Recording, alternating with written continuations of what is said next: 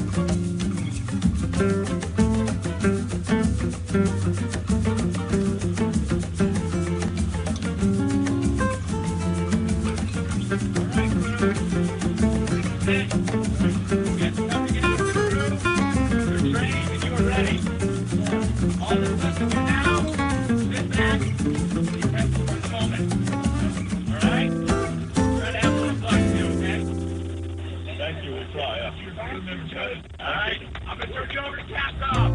Godspeed out of the blue. Thank you, number 7.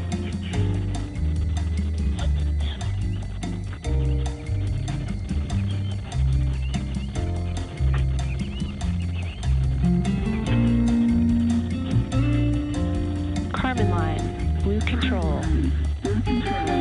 Good morning, crew, and welcome aboard the RSS Carmen line. Let's get started with a comm check. Reminder, turn your head to the right toward the mic. Astronaut Jack, comm check.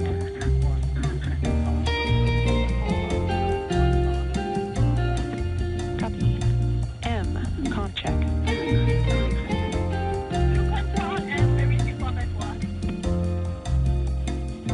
Copy. Hans, comm check.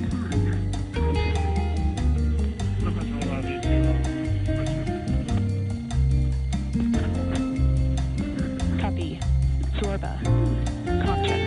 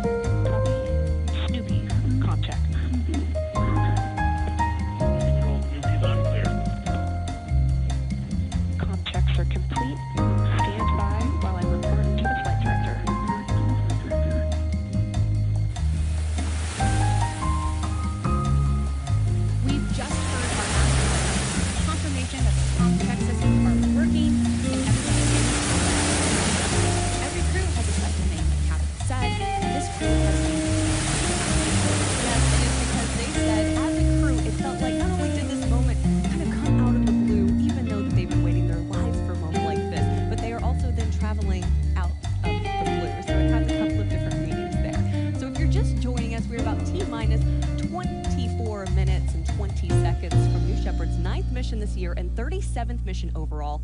And did you know that New Shepard has flown to date 80 individuals above the Kármán line? That's 11% of people above the Kármán line. And after this mission, the total number of people flown on New Shepard will be 92. But it's actually 86 individuals, and that is because 6 Astros have come back for round 2. 6 flying twice, that's because New Shepard offers astronauts a life-changing shift in perspective. We are now operating 2 human-rated vehicles to better meet customer demand. And of course, safety is our highest value. We've built redundancy into every safety system. And New Shepard is fully reusable. Its engine is fueled by highly effective and efficient liquid oxygen and hydrogen. During flight, the only byproduct is water vapor, no carbon emissions. It's a pretty incredible vehicle that systems have flown 36 times, and today will make number 37. It certainly will. Now, we've introduced you to the crew of NS-37. We've talked a little bit about our stats. So let's talk about what our astronauts go through during their time at Launch Site 1.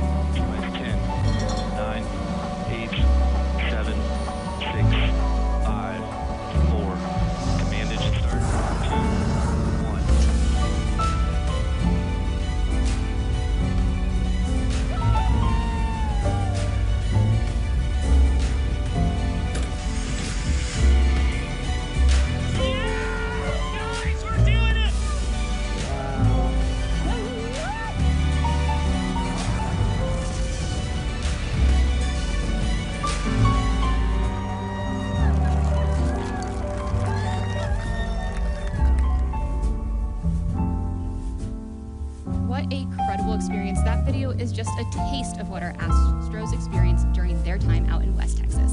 Yeah, now, you know, the experience you can see is really something that we emphasize. We've built the astronaut experience with the authenticity of Texas, and I can tell you that is absolutely true because I am from Texas, and every time I'm out there and I'm at Astronaut Village, I feel like I'm back at home. Now, essentially, we want our astronauts to really embrace that natural beauty of the West Texas desert life. I mean, that includes the boots, cowboy hats, denim. When you come here, you're going to feel like a space cowboy or space cowgirl. Well, next, one thing we want to focus on is how New Shepard has been designed with accessibility-first mindset. We have the distinct pleasure of flying Mihi today, but Mihi isn't the first and won't be the last individual that will fly with a disability. No, so let's also talk about how we've been able to help others accomplish their dreams with New Shepard, because we've made a lot of improvements since we started the program. Since the completion, they are the number 17 out there in West Texas. They've been hosting special astronaut training workshops.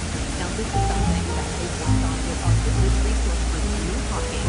And for those who don't know, New Hawking essentially supports our Blue Origin teammates with disabilities. They're also doing great work to build acceptance and create better accommodations for people with disabilities, whether they're joining Blue or going through training or just in their everyday work life. The CM7s have also hosted one workshop with Astro Access, a project dedicated to promoting disability inclusion in humanity space exploration by paving the way for disabled astronauts. In fact, Blue Origin was actually nominated this year at the Global Space Awards for Partnership of the Year with Astro Access. And during those workshops, the crew was able to work with and learn from individuals who are deaf and hard of hearing, low vision and blind, and those who are living with limited mobility. So yeah, taking what we've learned from those workshops, New Shepard has successfully flown the oldest man and oldest woman to space, as well as multiple individuals over 90 years old, and even individuals who identify as blind, hard of hearing, and even some with limited mobility. Now, some of the changes that we have made include improving the harnesses to make them, work easier for individuals who have limited mobility or limb differences. And as we've shown couple of our launches too, we also have an elevator at the tower, which helps our astros avoid having to climb the 60 feet of stairs to reach the capsule level. So a lot of great improvements for accessibility.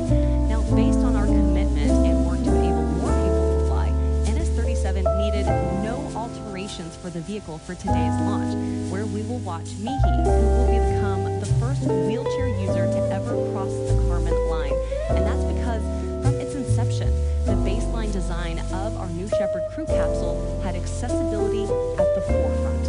One thing that we got to see in ingress and to look out for during egress is what you can see here is Mihi will use transfer cords that create a bridge from her chair outside the capsule to her seat inside. And for those of you who are curious, in an emergency egress situation, her crewmates will assist her. Here at Blue Origin, we are always improving and taking in feedback. And coming up, there will be a lot of vehicle improvements in the next design block of New Shepard, and that generation will be flying back into 2026. So very exciting for the next set of crew capsules indeed. All right, so at its core, Blue Origin is a human spaceflight company. New Shepard has paved the way for access to space, as we just mentioned, and continues to do so with safety at the forefront. So let's check out how all the systems on New Shepard work together to keep our crew safe on their journey to the Kármán line and back. Safety is foundational to everything that we do at Blue Origin. And this isn't just about the rocket itself, it's about training, it's about every piece that the astronauts experience when they're on space. We have a simple rule on New Shepard, and that is that everything involved with the safety of our astronauts has redundancy. That no matter what happens, that there's a backup system in place. Fundamental to the safety systems on New Shepard is our escape system. It's what we call a full envelope escape system, that no matter where in flight, that we can fire our solid rocket motor and push the crew capsule away from the propulsion module and safely land the capsule with the astronauts aboard. There are 3 parachutes on New Shepard, and that gives us additional redundancy that the crew capsule can land under only just one chute being inflated and still protect the passengers. When the crew capsule is coming to touchdown, there's a retro thrust system that fires moments before touchdown that takes us from 16 miles an hour down to 2 miles an hour for a very solid touchdown. All the way from the initial vehicle design and understanding how to provide escape systems, how many astronauts are going to be in it, and how we're going to keep them safe was part of the design from the very beginning. We had done all of this testing for 15 flights before we ever put humans on this rocket. And now we have dozens of flights under our belt, and we have tremendous confidence in all of these safety systems that we have designed. At its core, Blue Origin is a human spaceflight company, and New Shepard is the first step in bringing humanity to space. This vehicle is for everybody. It is an incredibly comfortable experience. We have flown people who are 90 years old down to 18, people with disabilities, with low vision. Anybody can fly on this rocket. Astronaut training is designed so that folks arrive and learn everything that they need to know about the rocket, about what they'll experience on launch day. We want our astronauts to feel incredibly confident, so they will be trained on every single possible flight day scenario and shown that they can execute what that looks like. Safety is woven into every process that we do at Blue Origin, whether it's the design, the operations, the maintenance, and our mission readiness. When we make the decision that we're ready for a mission, everyone on our team and at Blue feels accountable to keep them safe.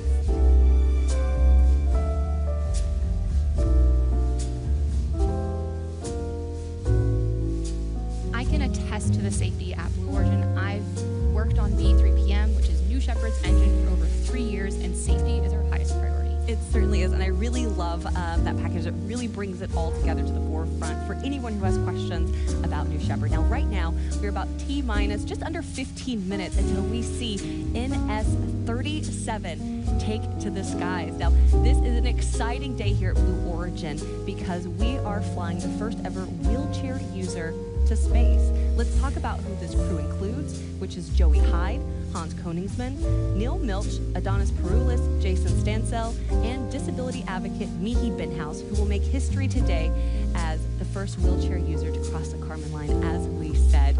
Now, this is such an exciting moment for us, so we're going to toss it over to the rocket right now. Let you sit as you watch New Shepard on the pad, and then the show continues. We've got lots of great stuff for you guys.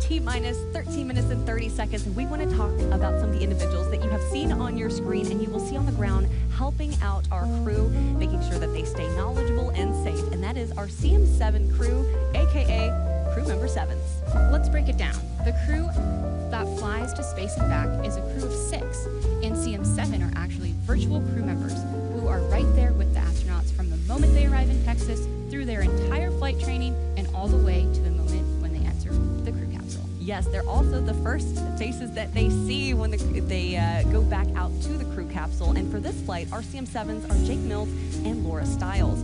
The CM7s are embedded in the mission, and they greet them, and they get to greet them once more when they return to Earth. So let's take a look at these impressive individuals, our crew member 7s. Command engine start. 2. Crew member 7 is a very unique role at Blue Origin. And traveling to space is an incredibly life-changing experience. Oh my goodness. You want somebody who's guiding you through it that doesn't just understand the technical side of the rocket and the launch operation, but also has the soft skills to truly support you through this wonderful journey. That's why crew member 7 is so important. There are 6 people that fly on the New Shepard crew capsule. The 7th person is crew member 7. We have 2 crew member 7s for each launch. One of the crew member 7s, they are with the astronauts pretty much 24/7. They are staying at the village, they're training them. We have another crew member 7 that serves as a capsule communicator. And that's the person who is back physically in the control room and is actually talking to the astronauts when they're in the capsule. Everyone on the crew member 7 team has to be comfortable in the really dynamic operations environment. You have to be unflappable in anything that might come your way. We have folks from NASA, we have world record holders for skydiving, a nuclear submarine officer. It's truly a very diverse set of people bringing unique skill sets to the table. The most important role for crew member 7 is to instill confidence in the astronauts that we fly on New Shepard. And really that comes down to a very good training program. Safety is absolutely paramount to everything that we do here at Blue as we build this road to space. We have a crew capsule lockup where we run through full mission simulations. Separation confirmed. So the only surprise on launch day is the incredible view outside of those windows, where they can look at the Earth and change, and bring that feeling back to Earth with inspiration to protect the Earth, because that's what we're doing this for. We're doing this for the benefit of Earth.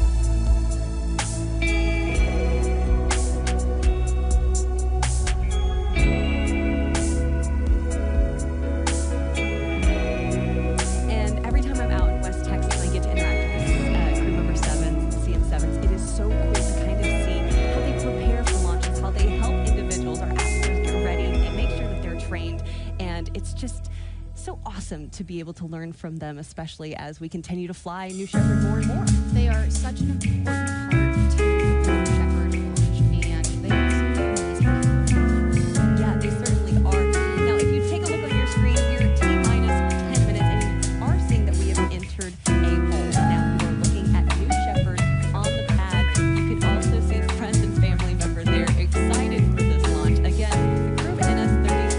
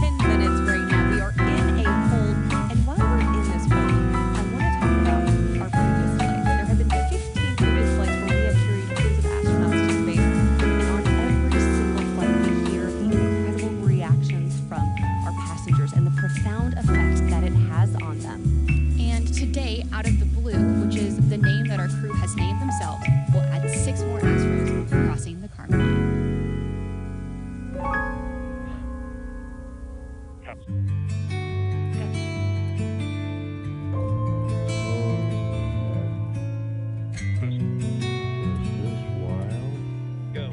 person that goes up there. Go. All of a sudden has a totally different perspective. Wow, look at that view. Go. Of this little place here. Shepard is go for launch. This is heaven. It's almost like an out-of-body experience.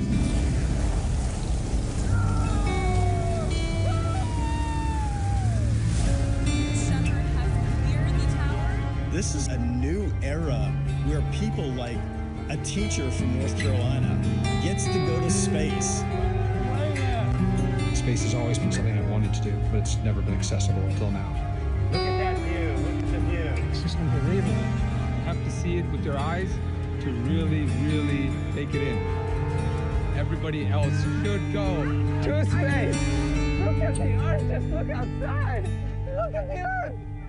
Yeah, we're in space. This is a life-changing experience. Everybody needs to do this. It's absolutely insane. I mean, it's the coolest thing ever. Oh my word. I'm just spinning. That was enlightenment. This is the best experience of my life, by far. Everyone in the world deserves to see this. Everyone needs to see this. Oh my God. It's just a dream come true. I want to do this my entire life. I just went to space as a first woman from Mexico. I think we need to give this into perspective to everybody. Oh man, this is too cool. I always said I'm gonna do it, and I just did it. We went to space! What you have given me is the most profound experience I can imagine.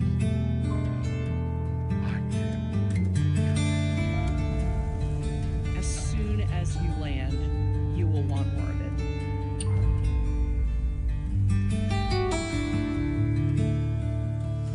All right now you are looking at New Shepard out on the launch pad. This is NS-37, and we are currently in a hold due to upper level winds. We will have a new T0 that will be forthcoming here shortly, but in that meantime, let's go ahead and toss it back over to the rocket. Again, an exciting day for our NS-37 crew, which includes Joey Hyde, Hans Koningsman, Neil Milch, Adonis Peroulis, Jason Stansell, and disability advocate Mihi Benhouse.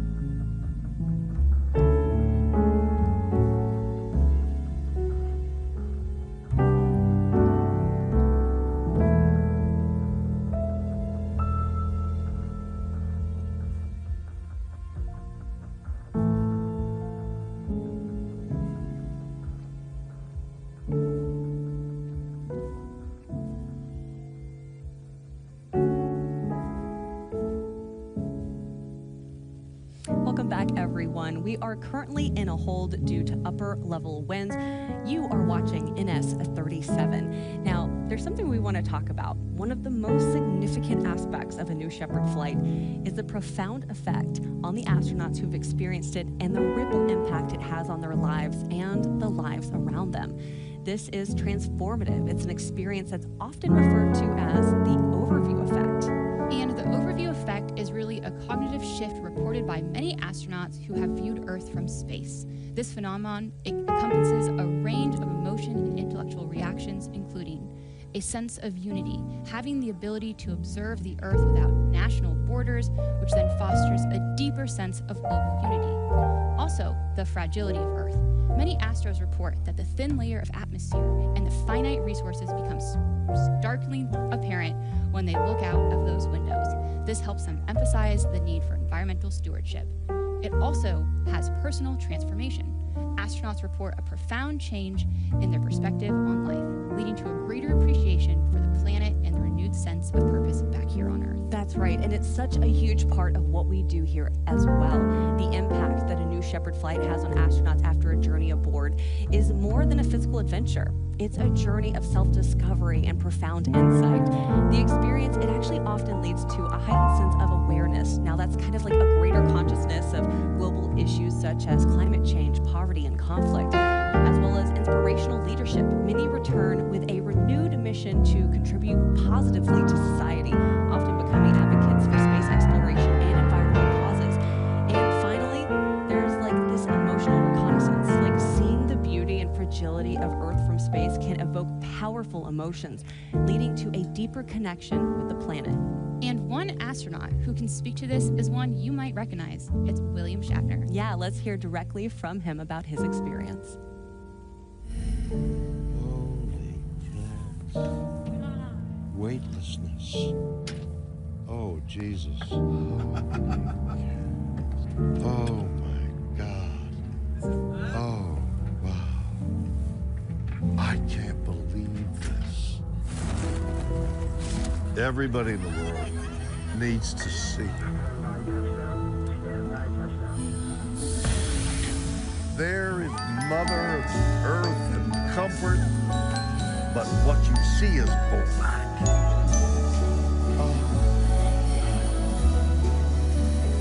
The whole world is white, there's snow everywhere from the storm last night.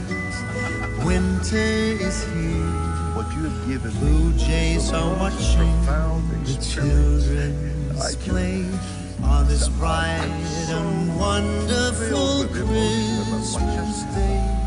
It's so cold outside, we're staying in here by the fireside. I think I can hear far in the distance how sleigh bells play on this bright and wonderful Christmas. If you're just joining us, you are watching NS-37. It's a wondrous, slow, golden due to upper level winds. Right now, we're going to toss it over to the rocket and check back in with you in just a little bit.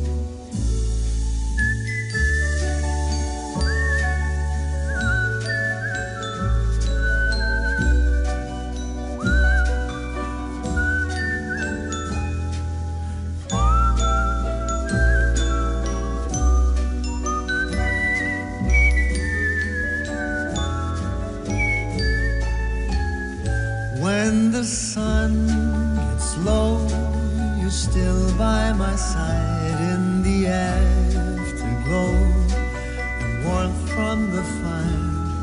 I love every moment as hours go by, holding your head in the dying light. It's so wondrously slow and golden Christmas Day.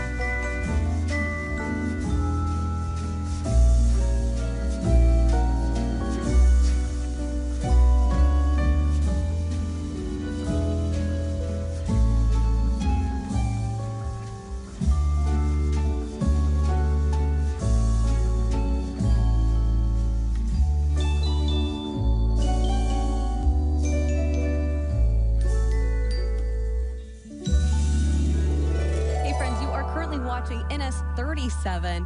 We are currently in a hole due to upper level winds, but while we're in this hole, as you might have noticed, I have been joined on the desk by Claire Luce. Now, Claire has worked on the BE-3 engines for a long time, and she recently took on a new role. So Claire, tell me a little bit about your work on the BE-3 and what your new role is. Of course. So I love New Shepard because I worked on the BE-3PM engine for over 3 years. But currently my new role is on the Blue Engines Analytics Reporting and Software team, or what we like to call is BEARS. It's a fun name. And on BEARS, we help all the engines at Blue, so not just BE-3PM, but BE-4, BE-3U, BE-7, and it's a bunch of software engineers that are solving problems and that all the other engineers, propulsion engineers need. Can you tell me a little bit more about kind of more into their jobs and what the back rooms are really like? Oh, of course. So on New Shepard, we have the engineering back room, which is the role that I'm certified as the BE-3PM engineering back room. And it's a certified role that helps support the controllers. So we have booster controllers, capsule controllers, but then there is a whole team of engineers who specialize in subsystems, like the BE-3PM engine. So we have these engineers that are monitoring their specific subsystem. Like I said, I'm the BE-3PM engine, and I have teammates that are currently working this launch, but we also have different subsystems like the avionics hardware system or the fluids team. And of course, these are all headed up by our engineering background lead. So it is just a few of the people that help make this launch possible. What is launch day like for your team? Well, they wake up really early. You have to be on console at a pretty early hour when the vehicle rolls out, when you power the vehicle on. You're going to have to fill it up with propellant. Of course, my team is monitoring the engine at that time. So this has all happened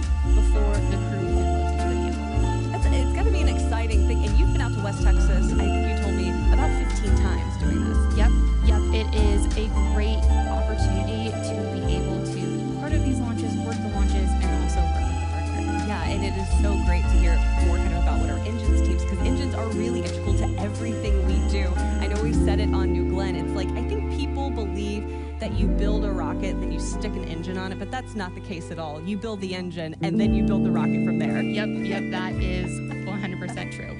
All right now you are watching NS-37. You can see New Shepard out there on the pad. We are on a hold at this moment in time due to upper level winds. We're going to toss it back over to the rocket, get a status update for you guys, and see you in just a minute.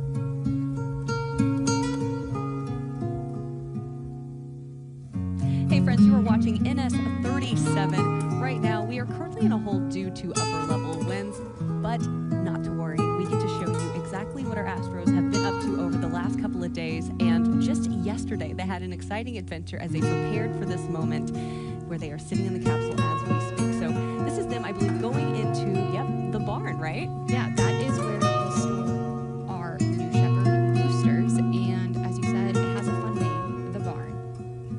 You can see Mihi there. Now, again, Mihi Benthouse will become the first wheelchair user in space. We are so excited to be flying her here on NS-37 today. I've actually not yet been inside the barn, but that's on the top of my Blue Origin bucket list is to go in there and see the booster there. I've seen, of course, the booster out on the landing pad, which is traditional after every flight. All the entire crew here at Blue go out and take a picture with the booster on the landing pad. But this is pretty special to kind of see it still all connected inside the barn. Well, and what is also even more cool is that since we said we had 2 human-rated vehicles, we actually have 2 boosters in there, and you can see them side by side. Oh, that is really, really exciting. You can see Neil there, obviously pretty excited about what he's looking at. Mind blown. There is Hans taking a look at, I'm sure, all the mechanics and engineering of it as well, being a rocket scientist himself. Jason there, and again, Jason is flying in honor of his brother Kevin today. Mihi is taking a look. That is Audrey Powers. She is also one of our NS New Shepard astronauts. Pretty exciting to have her continuing to lead the New Shepard team. Joey, everyone, really getting to learn more about the science behind New Shepard. A great moment for a crew picture. You can see behind them all of the patches that we have. Those are all patches that the vehicles have. That's it. 37 is a lot. It really is. It's something that I think all of us. Yeah, right now you're also kind of getting a live look at our crew out there, excited for this moment. Again, you are watching NS-37. We are currently in a hold due to upper level winds. We're going to toss it over to the rocket, get a status update, and be back with you guys shortly.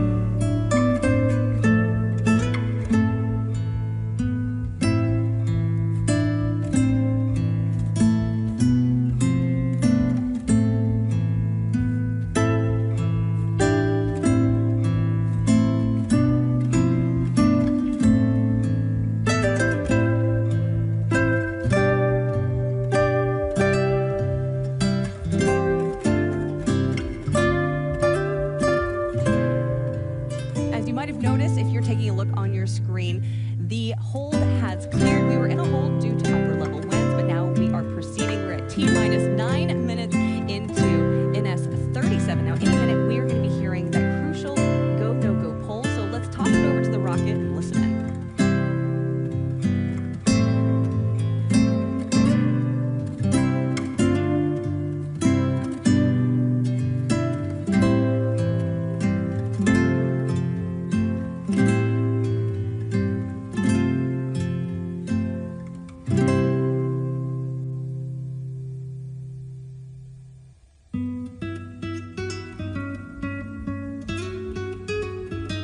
With the go pull for terminal count and launch. Capsule. Booster. Go. Ground. Go. Inco. Go. Safety. Go. Capcom. Go. Go. Copy all goes. New Shepard is go for launch. Booster commits the terminal count. Go break. Controllers drop your controllers. You just heard it there. We are go for launch. Yes, we are so exciting. Now, as we mentioned today, Mihai Benthouse will become the first wheelchair user in space. Her story, her advocacy, and her passion are evident in everything she does. Check it out. There was not like this one moment where I realized that my dream of going to space is not over. I was like a very sporty person, so I did like a lot of mountain biking, snowboarding, I did parkour where you jump above walls and this kind of stuff. Obviously life changed a lot after my accident, and I think the biggest impact, of course, is using the wheelchair and everything which comes with the spinal cord injury. And I really figured out how inaccessible our world still is, and how sometimes socially excluding a wheelchair can be, though nobody is like actively including you. She has an inspiring heart now. Many people come to her and she does things that you don't expect her doing, right? And so they're fascinated by that. And I kind of feel the same way. She is, I think, an explorer, adventurer, yeah, and the wheelchair does not really stop her from doing that. Yeah, so I met Hans the first time online, on LinkedIn. Yeah, I just asked him, like, you know, you worked for so long for SpaceX. Do you think that people like me can be astronauts? And then he reached out to the Origin and told me, they were like, oh, you actually is very excited about it. Okay, I have my doubts on it, but let's see. Just breathe with them sweet, while shepherds watch our keeping. This is Christ the King, whom shepherds guard and angels sing. Haste to bring him, Lord, the babe, the Son of Mary. What's possible and wasn't possible. On the vehicle side, we didn't have to change anything to allow this to fly to space. We did implement a few things on the ground side. The ground support golden myrrh, compassion came to own him. The King of Kings, salvation brings, let loving hearts enthrone him. Raise a song on high, the Virgin sings her lullaby. Joy for Christ is born, the babe, the Son of Mary. You know, it's like, and it's very early days right now, so I think we're making like a very first thing here with Blue Origin. She basically inspired me to do this, yeah. And it's her drive that kind of convinced me I should do that too, and to just experience something that I've seen from the outside for a long time. This is exciting work, because this is what New Shepard was designed to do, to increase the access to space. This is Christ the King, whom shepherds guard and angels sing. Haste to bring him, Lord, the babe, the Son of Mary. I can tell you, she is just incredible. I know our entire team here at Blue Origin is just so honored and excited to have her fly with us today. So it was so great to get to connect with her and the entire crew.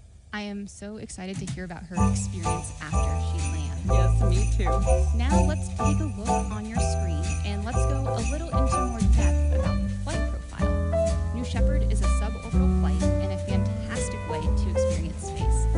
It's a simple parabolic flight, a straight up and straight back down flight path that results in some of the cleanest microgravity you can achieve. Yeah, and for some of our viewers who might be tuning in for your very first New Shepard launch, first off, welcome.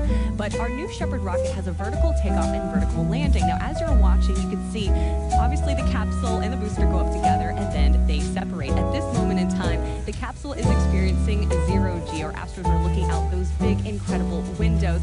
And then the booster, due to its aerodynamic shape, you can see the fins coming out on this reenactment of it.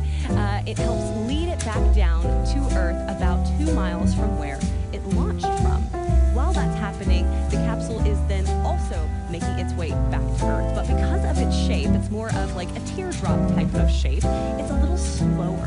Now, during this time, the Astros can experience up to 5 Gs, and then we have 3 drogues. Those are those little things. You're like, are those parachutes? No, those are drogues, and those pull out the main parachute.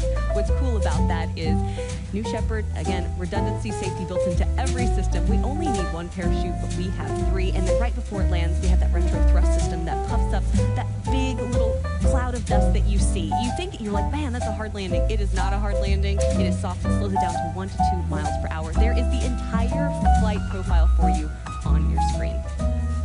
And another thing that makes New Shepard so special is the size of our windows. Some of the biggest ever flown in space. That's right. If you take a look on your screen, you can see the size comparison to the Mercury Redstone Freedom capsule that Alan Shepard flew back in 1961. Yeah, so incredible to look at that comparison. Bigger than a 747, and I just can't imagine what it's like. I see the videos, but seeing it in person has to be totally unreal. At T-minus 2 minutes, we are starting to hear the voice of mission control coming in. Sunshade and Captain Blackwell's Bridge. The vehicle is starting to go through its fit checks, which are built-in tests. Again, 1 minute, 50 seconds. New Shepard is fully autonomous. Transition to onboard hydraulic pumps.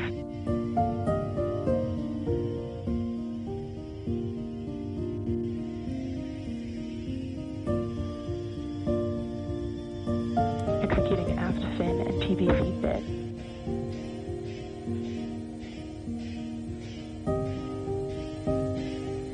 Engine thrust vector control built-in test in work. Vehicle is now on internal power.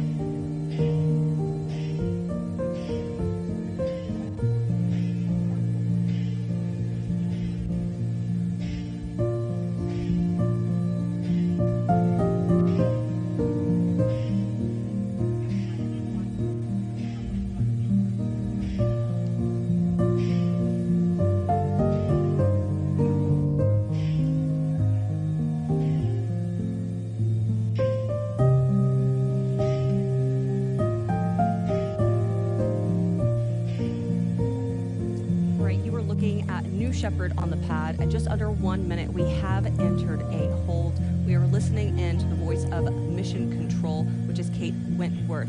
Now, as we learn more information about this hold, of course, we are going to pass it along to you. Right now, we're going to toss it over to the rocket and get more information.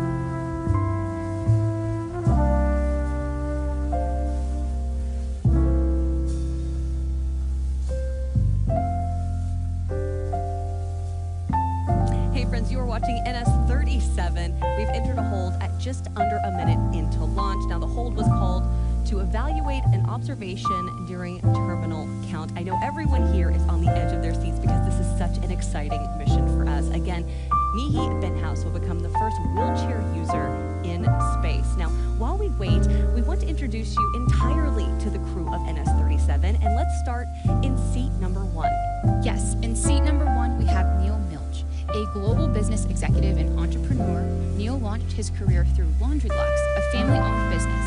He now serves as the chair of the board of trustees at Jackson Laboratory, a nonprofit biomedical research institute, where he supports genetic research to improve human health.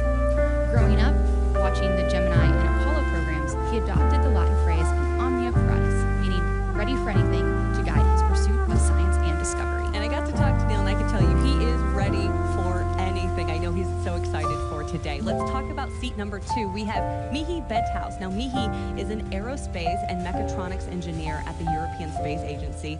She's dedicated her career to scientific collaboration for the advancement of interplanetary exploration.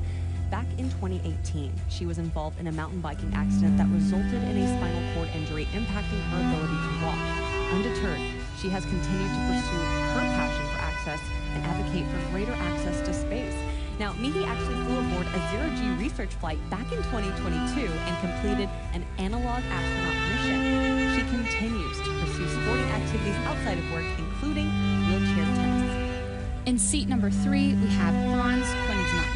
Hans is a German-American aerospace engineer whose career has been dedicated to advancing reusable spacecraft and launch vehicles, most notably as an early team member at SpaceX, where he spent 2 decades. He is one of the world's most renowned rocket scientists and remains actively engaged in the aerospace and space exploration community, serving in advisory and board roles across multiple aerospace companies. He is also a licensed pilot who built his own airplane, an avid skier, and the proud father of 2 daughters.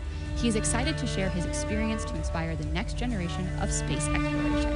In seat number 4, we have Adonis Peroulas. Now, he is a seasoned entrepreneur, investor, and mining engineer. He is the founder and chairman of Pella Resources, co-founder of Energy Revolution Ventures, chairman of Rainbow Rare Earths, and the CEO of Chariot Limited, which are all advancing and developing innovative technologies and global opportunities in the energy transition. Now, his career in philanthropic work reflects a consistent commitment to education and the responsible and sustainable development of Earth's resources, combining technical expertise with a vision for long-term environmental and social impacts. His flight aboard New Shepard represents a lifelong dream to see the world from space. In seat number 5, we have Jason Stansell.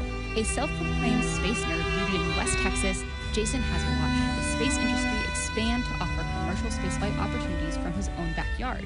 With a degree in computer science from Tulane University, he has channeled his enthusiasm to creativity, passion for adventure, and love of science and physics into scuba diving, driving cars, riding motorcycles, flying planes, and of course, studying rocketry. Jason is looking to inspire healthy skepticism and promote science education through his experience. He is also dedicating his flight to his brother Kevin, who passed away in 2016 to a hard-fought battle with brain cancer. In seat number 6, we have Joey Hyde, a physicist and quantitative investor. Joey recently retired from his career at a leading hedge fund. He lives in Florida with his wife and 5 children. His grandparents ignited a fascination with space when they brought him to watch the 1988 launch of the space shuttle Atlantis, which sparked a lifelong curiosity in human spaceflight and exploration, leading him to earn a PhD in astrophysics. Joey sees this flight with Blue Origin as a continuation of his commitment to advancing science and inspiring future generations of explorers. By the way, fun fact, earlier this year, his spouse, Elaine Hyde, flew back on NS-30. How cool is that? That's amazing to have something that they both can share, this experience of both going on a New Shepard flight. Yes, I would like to know what those conversations are like at the dinner table next week. Like, oh, yeah, now I really know what you were saying. You're like, yes, it's like this incredible experience I have. You know, the overview effect has really impacted me. All right, now let's also talk about the mission patch. So the NS-37 mission patch pays homage to the crew and Blue Origin's vision. And we have a couple different symbols embedded into the patch. So first we have the DNA, which symbolizes the importance of impact of science to Neil Milch. As you can see there on the left, we also have the hippo, which represents Mihi's favorite animal, her plush hippo, which comforted her in the hospital after her accident and will join her in space.